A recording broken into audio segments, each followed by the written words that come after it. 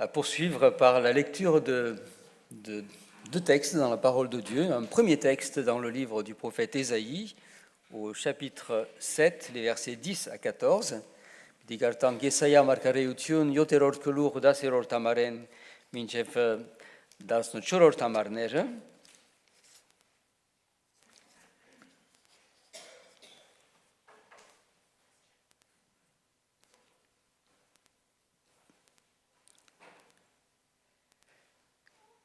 L'Éternel parla de nouveau à Akaz et lui dit : « Demande en ta faveur un signe à l'Éternel ton Dieu.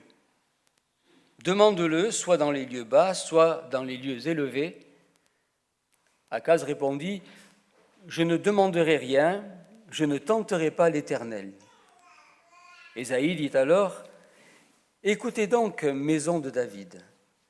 Est-ce trop peu pour vous de lasser la patience des hommes, que vous lassiez encore celle de mon Dieu ? C'est pourquoi le Seigneur lui-même vous donnera un signe. Voici, une vierge deviendra enceinte, elle enfantera un fils, et elle lui donnera le nom d'Emmanuel. » Et nous lirons dans l'évangile de Matthieu, au premier chapitre, les versets 18 à 25. Matteosia vedaran, aracin kelur, das no uteror tamaren, minchef que sa hingeror tamarner bidigartank.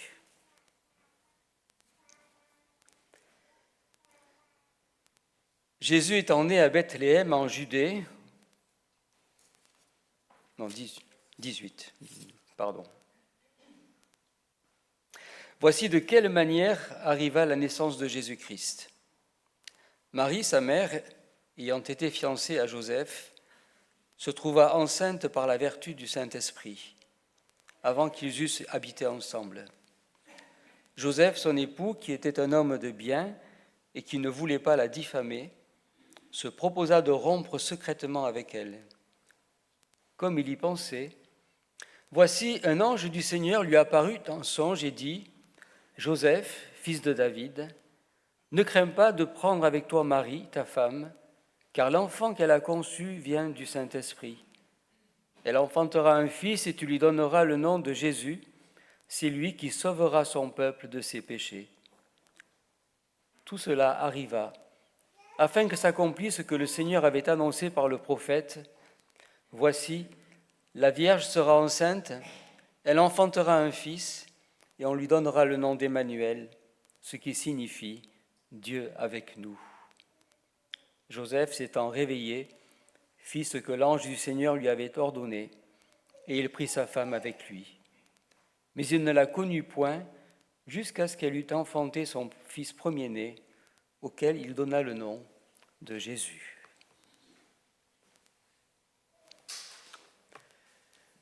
Le Seigneur vous donnera lui-même un signe. Qui d'entre nous n'a jamais souhaité recevoir un signe de la part de Dieu ? Un signe de son existence ou un signe de son amour, ou peut-être un signe pour nous éclairer dans telle ou telle décision que nous serions amenés à prendre. Les signes, il est vrai, rassurent, ils orientent, ils éclairent, et ils nous révèlent parfois ce qui est caché. Ils sont une bonne chose, bien entendu, à condition que nous ayons la sagesse de les discerner et de les voir. Ici, ce n'est pas sans une pointe de reproche que le prophète Ésaïe va adresser ses paroles au roi Akaz et à son peuple, alors qu'ils étaient dans une situation difficile et compliquée, et que Dieu leur avait dit : ne craignez pas, ce que vous craignez n'arrivera pas, je suis avec vous. Mais Akaz était un roi qui avait peu de confiance en Dieu, et plutôt confiance en lui-même et en son armée. C'est la raison pour laquelle il n'y a pas cru et il n'a pas souhaité demander un signe à Dieu. C'est étrange, n'est-ce pas ? Et cela amènera le prophète à lui adresser avec un ton de reproche. Quelque part, c'est comme s'il lui disait, tu ne crois pas? Tu ne crois pas ce que je viens de te dire, ce que Dieu vient de te dire? C'est lui qui va te donner un signe. Et c'est là que le prophète nous révèle ce signe de la naissance de Jésus, que l'on appelle le signe de l'Emmanuel, la naissance du Messie. Ce qui veut dire que, d'entrée, ce texte nous dit que un des plus grands signes que Dieu nous ait donné de son amour, c'est bien le don de son Fils Jésus. C'est bien la naissance de Jésus. C'est un signe de son amour, de sa compassion, de sa grâce, de sa bonté, de sa fidélité. Alors il est vrai que nous pouvons nous aussi demander des signes à Dieu, mais ceci ne doit jamais nous faire oublier qu'en Jésus, Dieu nous a déjà donné un signe extraordinaire de son amour. Et c'est sur ce signe que je vous invite à méditer quelques instants en ce 4e dimanche de l'Avent, une période où nous préparons la Noël, une période inquiétante où nous le voyons autour de nous, la trêve de Noël peine à trouver sa place aujourd'hui, malheureusement. Voici que la jeune femme est enceinte. L'annonce faite par le prophète Ésaïe est étonnante. Elle a dû en étonner plus d'un à l'époque. Comment une jeune femme vierge, c'est ce que le terme en hébreu veut bien dire, comment une femme vierge peut-elle enfanter un enfant? Il est clair que nous sommes là en présence d'un événement qui est surnaturel. Et la naissance de Jésus est effectivement un événement surnaturel. La naissance de Jésus bouscule un petit peu toutes les lois de la nature, toutes les lois de la science. Mais à la fois, ce qui est étonnant, c'est que la naissance de Jésus respecte aussi certaines lois de la nature, car en effet, la naissance de Jésus a dû attendre ce que la nature ordonne et commande, à savoir les probablement 9 mois avant la naissance. Et l'on pourrait se demander, mais pourquoi cette façon, pourquoi est-ce que Dieu a agi ainsi? Dieu a agi ainsi, c'est important. C'est important pourquoi? Parce qu'il était important que celui qui allait venir sauver le monde, celui qui allait racheter l'humanité, il était important qu'il soit entièrement un homme, qu'il ait respecté toutes les lois de la nature. Mais à la fois, il était important que celui qui allait racheter l'humanité soit un être parfait. Et c'est la raison pour laquelle il fallait qu'il soit Dieu à la fois. Et c'est ici que l'on voit réellement cette double nature du Christ, à la fois homme, à la fois Dieu, venu nous sauver. Et tout ceci, c'est le signe de l'amour de Dieu. C'est ce signe de l'amour qui va culminer dans la croix. C'est ce signe que le prophète Ésaïe a annoncé des siècles avant la naissance. Ce qui nous montre à quel point il y a dans le plan de Dieu, il y a réellement une cohérence. Dans ce que Dieu fait, Dieu n'improvise pas les choses. Dieu connaît les choses à l'avance. Que ce soit dans l'histoire du monde, que ce soit aussi dans l'histoire de nos vies, Dieu connaît à l'avance et conduit les choses selon sa volonté et agit dans son temps pour réaliser ce qu'il veut, là où il veut, quand il le veut. Le signe de l'Emmanuel nous révèle ici toute la sagesse de Dieu, toute la puissance de Dieu et tout son amour. En second lieu, il est dit dans les évangiles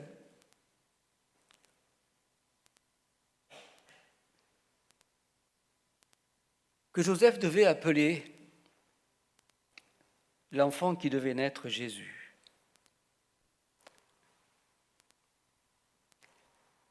Un nom qui signifie le Seigneur est le salut, ou le Seigneur donne le salut. Dans le texte de l'Évangile que nous avons lu, nous voyons que Joseph a du mal à comprendre ce qui se passe. Ça vient quelque part bousculer un peu ses plans, bousculer ses projets. Et il y a de quoi. Il s'interroge même sur la moralité de sa fiancée, tout en respectant une certaine discrétion. Mais il semble que l'explication de l'ange le convainc.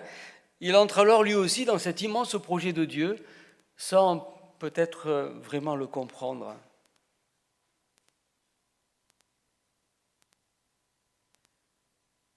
Il fait ce que l'ange lui dit, jusqu'à la naissance de ce fils qui n'est pas le sien, ce fils qui l'accueillera et qui l'élèvera. Et puis progressivement, Joseph s'effacera. Les évangiles restent silencieux, tellement silencieux que beaucoup se demandent, mais qu'est-il advenu de Joseph ?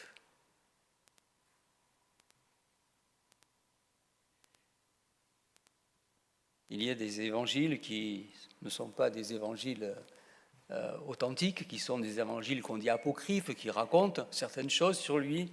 Il y a la tradition aussi qui dit que probablement que Joseph a dû décéder très tôt, puisqu'on ne parle pratiquement plus de lui dans la suite des évangiles. Mais pourtant, Joseph a accompli sa mission.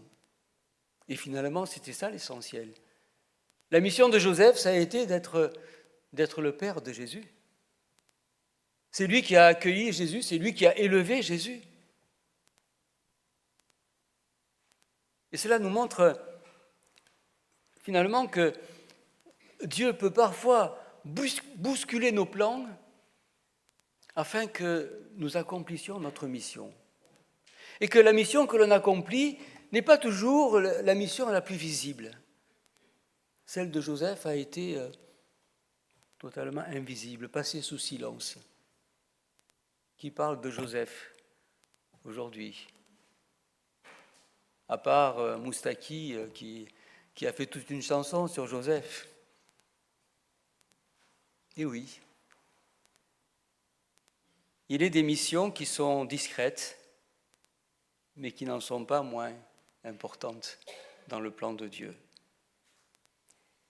De plus, le message que l'ange adresse à Joseph nous donne une précision importante sur la mission de Jésus. Pourquoi Jésus est-il venu dans ce monde? Pourquoi est-il né dans ce monde? Il est venu pour nous sauver de nos péchés. C'est son nom, Jésus, celui qui sauve. C'est le but de sa mission. Et il a accompli sa mission sur la croix, volontairement. Le signe que Dieu donne nous révèle toute la nature du salut de Dieu. Et puis pour terminer, on parle aussi de donner à l'enfant qui doit naître le nom d'Emmanuel. 2 noms pour un seul homme, rien d'étonnant parce que c'est courant aujourd'hui aussi, non? Nous avons tous peut-être 1, 2, 3, certains prénoms. Mais dans celui-ci, il y a tout un message, il y a toute une réalité, toute une vie, toute une grâce. Emmanuel, Dieu avec nous. En Jésus, Dieu est avec nous. Et ce terme insiste sur le fait qu'il est avec nous. Dieu n'est pas contre nous. Si nous croyons en lui, Dieu est pour nous. Dieu n'est pas contre nous. Et c'est à cette naissance, c'est avec cette naissance que nous apprenons cela. Et c'est finalement l'Esprit Saint qui a concrétisé ce nom. C'est en l'Esprit Saint que Dieu est avec nous, que Dieu est en nous, que Dieu est pour nous, dans la mesure où nous croyons en lui. Dieu est avec nous. C'est le monde qui est contre lui. C'est nous aussi qui parfois nous pouvons être contre lui. Mais lui jamais, jamais contre nous, mais toujours avec nous. C'est la grâce qu'il nous fait en Jésus. Le signe que Dieu nous donne en Jésus, c'est un signe qui nous révèle la grâce de ce Dieu qui vient habiter dans nos cœurs. Et je ne sais pas si l'on se rend compte toujours, si l'on réalise toujours, en tant que chrétien, que nous sommes habités par l'Esprit de Dieu, par l'Esprit de Dieu lui-même.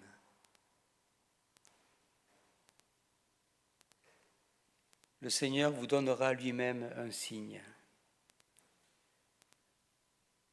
C'est ce qu'il a accompli à Noël.